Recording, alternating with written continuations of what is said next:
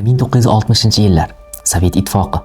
KGB xodimlari istalgan vaqtda uyingizga bostirib kirib, bitta noto'g'ri kitob yoki rasm uchun sizni qamoqqa tashlashi, hatto otib tashlashi mumkin bo'lgan davr. Tasavvur qiling, qat'iy nazoratdagi Moskva vokzalidan Chekka Qoraqalpog'iston tomon yo'lga chiqqan poyezd vagonlari liq to'la. Davlat dushmanlarining asarlari bilan yashirincha olib chiqib ketilmoqda. Agar hozir tekshiruvchilar qutilarni ochsa, bu operatsiyani boshqarayotgan odam aniq o'limga mahkum etiladi. Ammo u qo'rqmadi.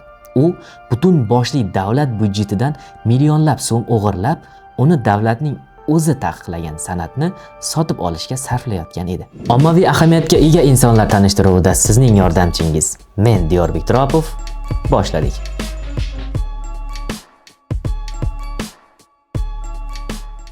Bugun qonli rejim mashinasini o'z aqli bilan aldab o'tgan, cho'ntagi quruq, ammo yuragida olovi bor buyuk qahramon Igor Savitskiy haqida gaplashamiz. U qanday qilib O'zbekiston sahrosida milliard dollarlik xazinani asrab qoldi? Videoni davom ettirishdan oldin keling bitta muhim narsani tushunib olaylik. Nega hukumat oddiy rasmlardan shunchalik qo'rqqan? O'zi bu Savitskiy asrab qolgan avangard degani nima?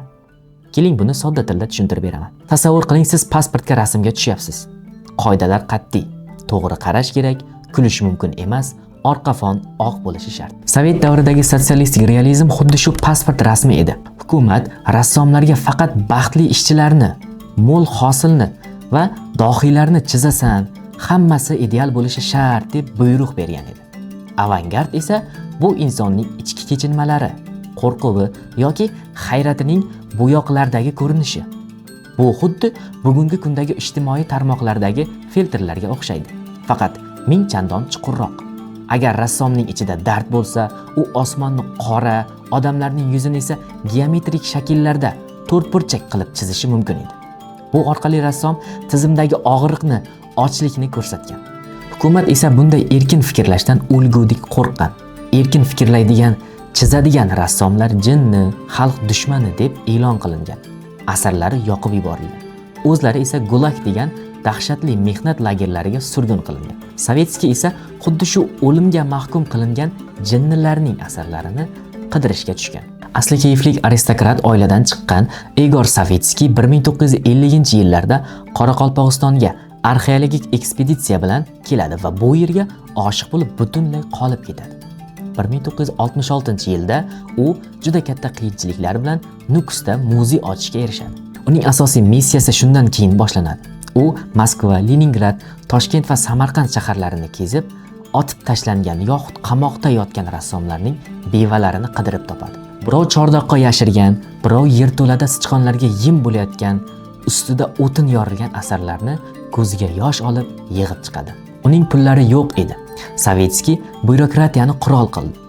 U hukumatning qalin muhrli qog'ozlaridan foydalanib, bevalarga davlat nomidan qarzman degan tilxatlar yozib berar, hisob fakturalarni Moliya vazirligiga yuborar. Vazirlik bu noma'lum xalq dushmanlarining rasmlari qanday qilib davlat mulkiga aylanib qolganidan dahshatga tushar.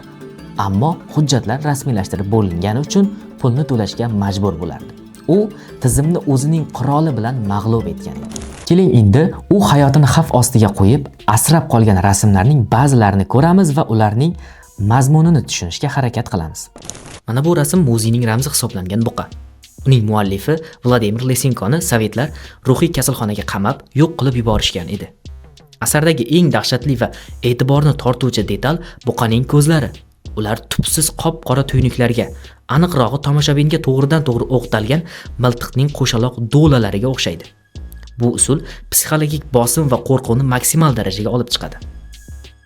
Bu esa O'zbekistonda tug'ilib o'sgan rus avangardining otasi Aleksandr Volkovning asari.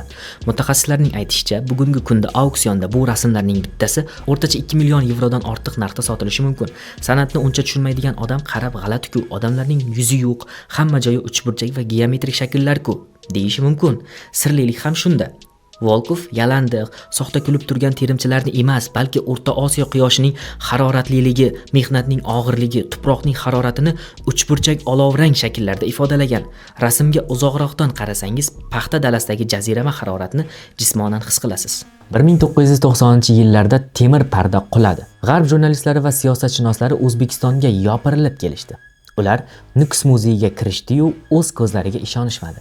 The New York Times, The Guardian kabi jahonning eng yirik nashrlari bong urdi. Biz Sovet qatag'onlarida butunlay yo'q qilib yuborilgan deb o'ylagan avangard asarlar shu yerda ekan, cho'lning o'rtasida.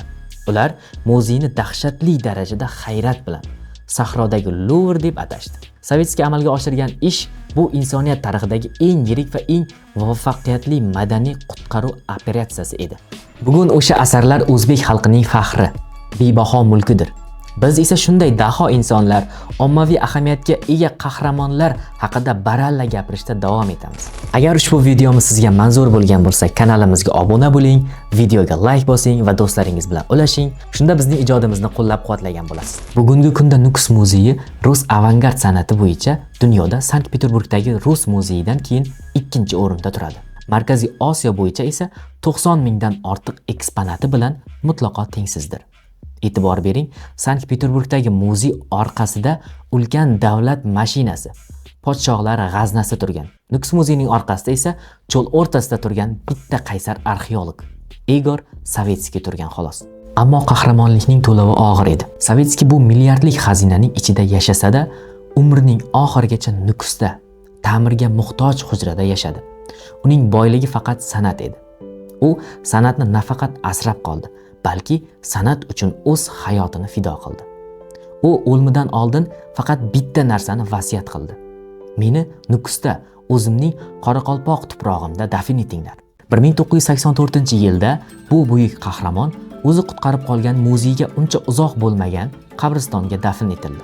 U asrab qolgan san'at asarlari endi gulag lagerlaridagi chirigan chordoqlarda emas, yorug'lik tushib turgan shohona zallarda turibdi.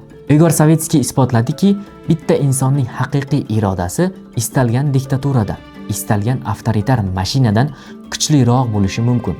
San'atni o'limdan qutqargan qahramon afsonasi shundan iborat edi. Fikrlaringizni izohlarda yozib qoldiring, bizni kuzatishda davom eting.